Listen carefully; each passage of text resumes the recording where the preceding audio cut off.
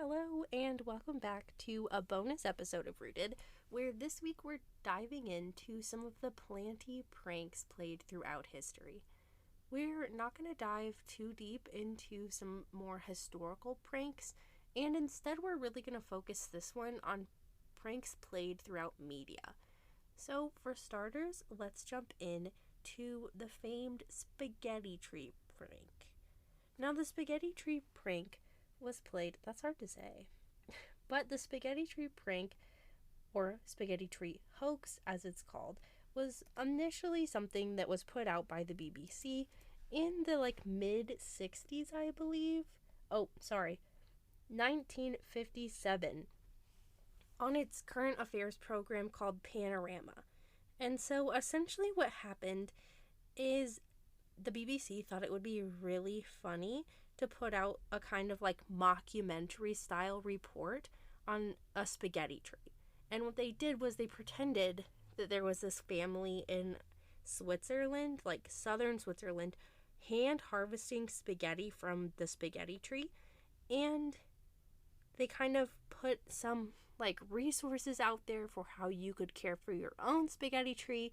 And they doubled down and they were saying, this family's low-key kind of worried because there's this new pest called spaghetti weevils, and the weevils are really going after spaghetti trees. So we're anticipating it's gonna be a bad year for spaghetti crops, you guys. You better stock up, you better get your spaghetti because prices are about to go up. There's gonna be a spaghetti shortage. People really got worried about it. And at the time, 7 million people were tuned in. And while pasta isn't at least then it wasn't a crazy big deal in Britain, a lot of people were eating it for I guess think of it like Chef Boyardee or SpaghettiOs, where if you're a busy working parent, you might have some SpaghettiOs on hand to feed your kids and stuff. And so then people were freaking out because they were well, I mean, I don't eat pasta all the time, but I really, when I need it, I need it. And the BBC was hey, no big deal. Just put a piece of spaghetti in a tin of tomato sauce, water it, pay attention to it a little bit, and it's gonna be fine. Obviously, this was a little bit rough because at the time in the 50s, you have to remember, most people got their news from the news every day. So you would tune into BBC and you were expecting to just be told hard facts. Mockumentaries hadn't really been super popular and people really weren't expecting this from the BBC. So it was bad. They had a bunch of people calling, being concerned about spaghetti, planting spaghetti trees. And I guess in the grand scheme of things, it wasn't horrible. People weren't panicking or anything, but they were really upset. And then the kind of aftermath was people were really hesitant to trust the BBC for a bit. This actually really did kind of hurt public trust. The BBC had to come out and say that this had been a prank and that they kind of understood why it was short-sighted. They had assumed that the public would know that this was just sarcasm and it was a bit of dry humor. And they had to kind of come out and apologize, and it did take them, obviously not that long. People didn't have a ton of other options for where they would get their news at the time, but it did take them a little bit to earn the public's trust back. And what's funny is that obviously, this is something publications like The Onion do all the time. That's the Onion's whole thing. But eventually, somebody kind of leaned in to this kind of trope, and in 1998 a humor writer was I think I could use the internet to play a silly little prank on people. And I don't know if you guys were super into reading articles in the 90s and early 2000s, but I certainly as a child absolutely was. I was crawling around on the internet looking at frog websites and shark websites, anything that was a publication or blog dedicated to marine animals. If I could get my grubby little hands on there, I was on those websites, and then I was making like very detailed PowerPoints. And obviously, as like a young child, we're talking about like probably third through fifth grade when I was making these PowerPoints.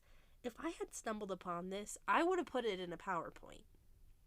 And so this person thought it would be funny to do essentially kind of like a creepypasta almost, but not creepy. Just a blog post about the Pacific Northwest tree octopus. And so they published this blog essentially saying that this was an endangered species that was only native to the Pacific Northwest. And it was this beautiful octopus. It's just a Pacific octopus. And then it lived in trees. And it could live in land and in water. And it lived only in the Olympic National Forest and in nearby rivers. And it would go to like spawn in those different streams. And its major predator, they said, Sasquatch eats these guys. And kids everywhere kind of freaked out. So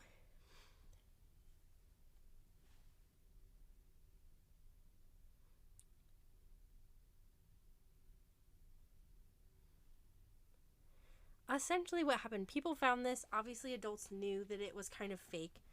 But in like 2007, after this had been popping up, school teachers were like, hey, maybe we could use this to teach our students media literacy.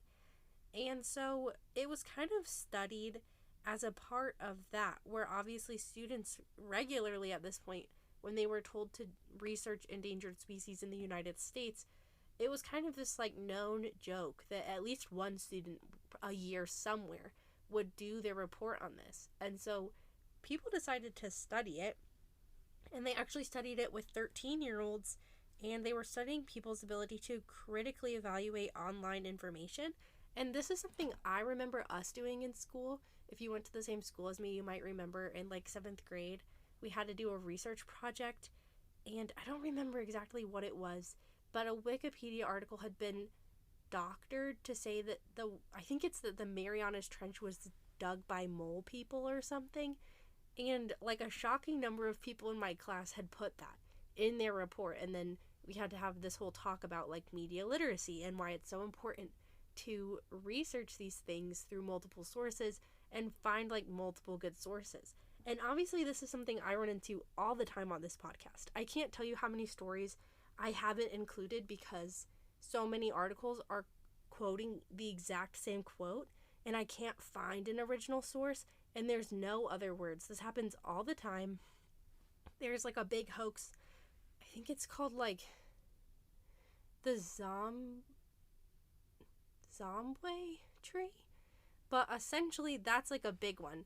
I'll link more to that in our show notes, but that one is essentially it ultimately was just mistranslated. It's a real tree. It's not called that.